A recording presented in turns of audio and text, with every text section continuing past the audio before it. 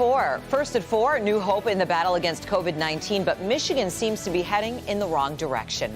Also, remembering a trailblazing figure in the American military and politics, longtime friends pay tribute to Colin Powell. And Paul's working on the forecast. Hey, Paul. Yeah, hey, Sandra. Clouds are eroding, temperatures are responding, and that sets us up for a great weekend ahead. I'll have all the details straight ahead. Live from downtown Detroit, home of WDIV and Click on Detroit, Local 4 News First at 4 starts now. Good afternoon, everyone. I'm Sandra Ali in for Karen Drew. First at 4, we're tracking coronavirus news that really could affect all of us, from vaccine distribution in Detroit to another new treatment. Today, Pfizer is touting its research on a new pill to treat high-risk adults. We talk about that pill, plus President Biden facing a legal backlash over a vaccine mandate for bigger businesses. Plus, Mayor Mike Duggan outlining plans to get younger children in Detroit vaccinated. We're going to be sorting through all of this for you. Let's go ahead and start with Paula Tutman live on new vaccination plans in Detroit. Paula? Hi, Sandra. Good afternoon, everyone, or good evening, everyone. So, Detroit is really a vast place, and it really feels vast when you consider what's ahead. And that is the city putting in place its plans to get 5 to 11-year-olds vaccinated, with fingers crossed that they can get as many as 68,000 children vaccinated. Based on the current numbers, obviously there are parents everywhere still voicing concerns about getting their young children vaccinated against COVID-19. Emma has had all of her childhood vaccinations, but Dad and Mom still want to wait on this one. My ex-wife and I want to see some more testing on it before we get her vaccinated. Today, the city of Detroit rolled out its plan to get children vaccinated. To date, there are approximately 68,000 Detroit children who are now eligible for the vaccine, ages 5 to 11. The city is setting up pediatric vaccine sites, medical professionals who can better deal with any fear or anxiety from children, smaller needles, and the smaller dose. 1/3 the dose of the Pfizer adult dose, found to be just as effective with likely fewer side effects. Appointments are needed at both the health department location at 100 Mack Street in Detroit and the Northwest Activity Center on Meyer, where the pediatric center will be open after school from 4 to 8 p.m. COVID cases remains high in children, and so until we can get more children vaccinated, until we can get more people in the city of Detroit vaccinated, these numbers will continue to increase. Parents will still need to be with their children, but parents will also need to find a way to get to the vaccine sites. Now, the Detroit Public Schools Community District also jumps into vac site logistics by holding a Saturday vaccine clinic November 13th at Martin Luther King Jr. High School and the Randolph Technical Center from 8 to 5. This vaccine, I think, will allow us to move to the next step of this return to normalcy, whatever that means. And in terms of getting school-aged children vaccinated, only 25.3% of eligible 12 to 15-year-olds in Detroit have been vaccinated. Only 33.3%, exactly a third, of 16 to 19-year-olds have been vaccinated, which means while only part of the logistics will be making sure parents can get to the vac sites, another important logistic will simply be getting parents to the point of wanting their children to get vaccinated. Yeah, and I think, honestly, if we really take a look at that, this is part of that very heavy lift. Of course, the city is hopeful that parents will come on board. And remember, this is the beginning of the rollout. It's possible that other sites will also come on board. But again, this is just the beginning. Reporting live from Detroit, Paula Tutman, Local 4. Yeah, still a lot to sort through. All right, thank you so much, Paula. There is new legal action today after the Biden administration set January 4th as the deadline for bigger companies to get their employees vaccinated. We know at least 11 state attorneys general have filed suit challenging the rules for businesses with more than 100 employees. Some employers are giving workers more time to get vaccinated. American Airlines' deadline was December 8th. Now it's January 4th to match the government's deadline.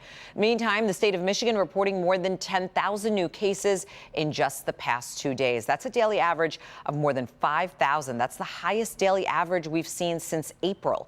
And Michigan has seen 90 additional deaths since Wednesday, with more than half from a records review. Now to new information today from Pfizer on its research into its new COVID-19 antiviral pill. The company says it reduces risk of hospitalization and death by up to 89%. Pfizer says the pill is designed to stop the virus from multiplying. It would be used alongside another known antiviral drug and also offered to high-risk patients who would then take the treatment at home before they get sick enough to go to the hospital. The new data has not yet been peer-reviewed or published, but the company will seek FDA emergency use authorization. We have been following some of the challenges with Michigan's unemployment system, and now there's a new wrinkle facing anyone making new claims. Moving forward, unemployed workers will be required to register for a program called Michigan Works. Also, people will have to verify their registration with an in-person or a virtual appointment with a staff member. So failure to make that appointment could delay your benefits. The changes go into effect on Monday. New at 5, Michigan Works says the change will benefit both employers and people looking for work. So if your weekend plans include maybe driving on either I-94 or I-75, we do have some closures that you'll want to avoid. Up first, I-94 will be closed in both directions between Gratiot Avenue and I-75. MDOT replacing the overpass on Frontenac Street above the highway there. That starts tonight around 9, and it goes through Monday morning at 5. On I-75, the southbound lanes will be closed from Square Lake to 8 Mile, while the northbound lanes from 8 Mile Road to 14 Mile Road will also be shut down. Those closures, by the way, all start tonight at 11 and should also reopen by Monday morning at 5 a.m. So if you want to stay home this weekend, maybe it could be a good time to get out there, do a little yard work. Paul Gross is standing by with the first forecast for us. And Paul, it's finally Friday and the weather finally improving. Yeah, this is our nicest day of the week right now. Take a look. We'll start in our metro zone. Everybody near 50 degrees. City Airport in Detroit, 51 in Troy, 48 right now in West Bloomfield. Pair of 51s, Livonia over to Taylor, 49 Canton, and also at Metro Airport in Romulus. Same story in our south zone, 50 at Carlton, Dundee, 51 at Deerfield, 50 in Saline. In our west zone, a little bit cooler here. We have basically upper 40s here. We do have 47 here in Milford, but 48 degrees right now over in Howell. In our north zone, 52 at Melvin, 50 at Sandusky, 50 at Deckerville. And we have upper 40s here in northeast Oakland County, Ortonville over to Oxford. Now, we're losing some of our daylight. The sun angle is getting lower, so we don't see everything here on these visible satellite imagery, but you can kind of see the patch of clouds that we've had. It's eroding. It's moving out. So we're dry for Friday night football. Playoffs are in full force here. Temperatures falling quickly through the 40s. I'll have that weekend forecast straight ahead, Sandra. All right. Thank you so much, Paul. Former presidents, dignitaries, and family members gathered at the National Cathedral in Washington to honor the late Colin Powell. He was a retired four-star general who became the nation's first black Secretary of State and chairman of the Joint Chiefs of Staff. He died October 18th from a breakthrough COVID-19 infection. He was fully vaccinated, though suffered from very serious underlying conditions. He will be remembered as a father and a trailblazer. As I grew to know him, I came to view Colin Powell as a figure who almost transcended time, for his virtues were Homeric: honesty, dignity, loyalty, and an unshakable commitment to his calling and word. His legacy will now live on through his wife and 3 children. Colin Powell was 84 years old. In other news from Washington on this Friday, buckle up for another Capitol Hill cliffhanger on President Biden's spending plans. Jason Colthorpe is in the newsroom for us. And Jason, I know we've seen another shift here as Democrats change course yet again. It just keeps changing, Sandra, constantly here, and we're keeping an eye on things. In the last half hour, top Democrats abruptly postponed a vote in the House of Representatives on the president's so-called Build Back Better proposal. It's been a tense day of negotiations, to say the least.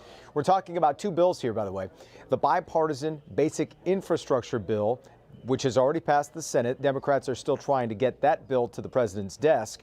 Right now, the Build Back Better plan is worth nearly $1.9 trillion. Democratic leadership wanted both bills passed by the House today, but that seems to be off the table, at least right now. The big question, will progressive House Democrats agree to pass the smaller infrastructure bill without a deal to pass Build Back Better? So far, they have refused. We've seen this stalemate now for a couple weeks. Today, President Biden touted positive job numbers and pushed Congress to get the job done. Send the infrastructure bill to my desk. Send the Build Back Better bill to the Senate. Let's build an incredible economic progress. Build on what we've already done, because this will be such a boost when it occurs. Let's show the world that America's democracy can deliver and propel our economy forward.